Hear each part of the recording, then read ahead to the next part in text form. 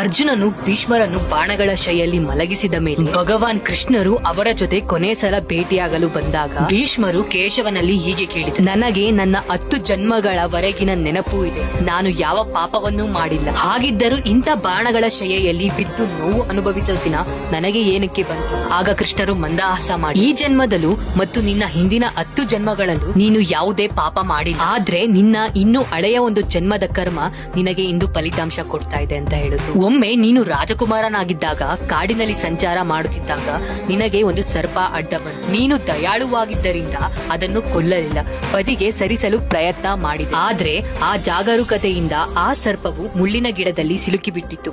ಅಷ್ಟು ಹೊರಬರಲು ಪ್ರಯತ್ನಿಸುತ್ತಾ ಇನ್ನೂ ಹೆಚ್ಚು ಸಿಲುಕುತ್ತಿತ್ತು. ಅದು ದಿನಗಟ್ಟಲೆ ಅಲ್ಲೇ ನೋವಿನಲ್ಲಿ ತೊಳಲಾಡುತ್ತಾ ಭಗವಂತನಿಗೆ ರೋಧಿಸುತ್ತಾ ಹೇಳಿತ್ತು, ಪ್ರಭು, ನನ್ನ ಮೇಲೆ ಇಂತಹ ತೊಂದರೆ ಮಾಡಿದವನು ಅವನಿಗೂ ಇದೇ ರೀತಿ ನೋವು ಕೊಡುವಂತ. ಆದ್ರೆ ಅದಾದ ಮೇಲೆ 10 ಜನ್ಮಗಳಲ್ಲೂ ನೀನು ಯಾವುದೇ ತಪ್ಪನ್ನು ಮಾಡಿಲ್ಲ. ಆದ್ದರಿಂದ ಆ ಕರ್ಮಕ್ಕೆ ಫಲ ಬಾರದಂತಾಗಿತ್ತು. ಆದ್ರೆ ದ್ರೌಪದಿಯ ಚೀರಹರಣ ಆಗುವಾಗ ನೀನು ಮೌನವಿದ್ದೆ. ನಿನ್ನ ಶಕ್ತಿ ಇದ್ದು, ನಿನ್ನ ಬುದ್ಧಿ ಇದ್ದು, ನಿನ್ನ ಧರ್ಮ ಇದ್ದರೂ ಅನ್ಯಾಯವನ್ನು ತಡೆಗಟ್ಟಲಿಲ್ಲ. ಅದೇ ಕ್ಷಣದಲ್ಲಿ ನೀನು ಆ ಪಾಪಕ್ಕೆ ಪಾತ್ರಪಟ್ಟೆ. ಅವತ್ತು ಆ ಸರ್ಪ ಮುಳ್ಳಿನಲ್ಲಿ ಸಿಲುಕಿದ ಹಾಗೆ ನೀನು ಈ ಬಾಣಗಳ ಶೈಯಲ್ಲಿ ಬಂಧಿತನಾಗಿ ನೋವು ಅನುಭವಿಸುತ್ತಿದ್ದೀಯ. ಕೃಷ್ಣ ಕೊನೆಗೆ ಹೀಗೆ ಹೇಳಿದರು, ಕರ್ಮ ಎಂದಿಗೂ ವ್ಯರ್ಥವಾಗುವುದಿಲ್ಲ. ಈ ಜನ್ಮದಲ್ಲೇ ಆಗಲಿ ಮುಂದಿನ ಜನ್ಮದಲ್ಲೇ ಆಗಲಿ ಒಮ್ಮೆ ಮಾಡಿದ ಕರ್ಮ ಫಲ ಒಬ್ಬನು ಖಂಡಿತ ಅನುಭವಿಸಲೇಬೇಕು.